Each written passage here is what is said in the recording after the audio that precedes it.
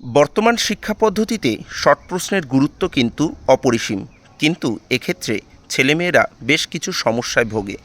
বেশ কিছু সংখ্যক ছেলেমেয়েরা প্রায়শই অভিযোগ জানায় যে স্যার, আমরা বাড়িতে যথেষ্ট পড়াশোনা করছি কিন্তু শর্ট প্রশ্ন মনে থাকছে না, বা বাড়িতে মুখস্থ থাকলেও যখন আমরা পরীক্ষা দিচ্ছি তখন কিন্তু শর্ট প্রশ্নগুলো গুলিয়ে যাচ্ছে, অর্থাৎ একটা প্রশ্নের উত্তর আর একটার ক্ষেত্রে চাপিয়ে দিচ্ছি আমরা ভুল করে। তো সেই সকল ছেলে মেয়েদের জন্যই আজকের ভিডিও। তো আমার ব্যক্তিগত জায়গা থেকে আমি যেটা বুঝেছি, শর্ট প্রশ্ন মুখস্থ করার ক্ষেত্রে ছেলেমেয়েরা যে পদ্ধতি অবলম্বন করছে সেই পদ্ধতিতে গলদ রয়ে গেছে। ছেলেমেয়েরা খুব সহজে শর্ট প্রশ্ন মুখস্থ করার জন্য প্রথমেই কোনো একটা সহায়িকাকে বেছে নিচ্ছে বা কোনো স্যারেদের দেওয়া নোটটাকে তারা বেছে নিচ্ছে। তো আমার মনে হয় শর্ট প্রশ্ন মুখস্থ করার ক্ষেত্রে প্রথমেই সহায়িকা বা কোনো নোট তোমরা বেছে নিও না।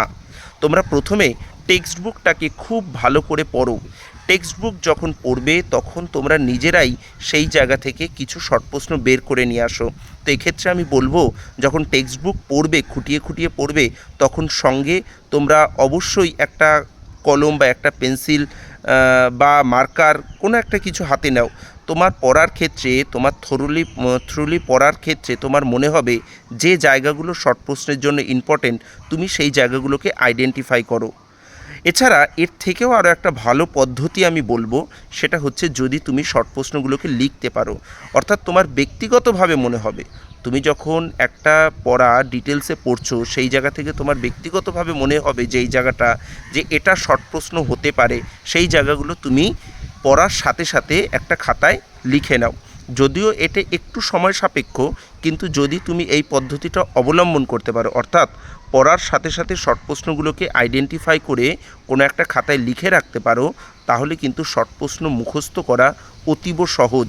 এবং এইভাবে শর্ট প্রশ্ন মুখস্থ করলে কিন্তু তোমার শর্ট প্রশ্ন গুলিয়েও যাবে না, বা একটার প্রশ্নের উত্তর আর একটাতে গিয়ে তোমার কিন্তু সমস্যার সৃষ্টি করবে না। তাই শর্ট প্রশ্ন মুখস্থ করতে গেলে অবশ্যই তোমাকে টেক্সট বুক পড়তে হবে এবং শর্ট প্রশ্নের নোট তোমাকে নিজে বানাতে হবে। অবশ্যই তুমি সহায়িকা বা স্যারেদের দেওয়া নোট অনুসরণ করতে পারো, সেটা শেষে যখন তুমি একটা চ্যাপ্টার কমপ্লিটলি নিজে অধ্যয়ন করবে, নিজে সেটা কমপ্লিট করবে, তারপরে গিয়ে তুমি নোট বা সহায়িকা পড়তে পারো। আগে তোমার সেলফ স্টাডি করতে হবে, সেলফ নোট তৈরি করতে হবে।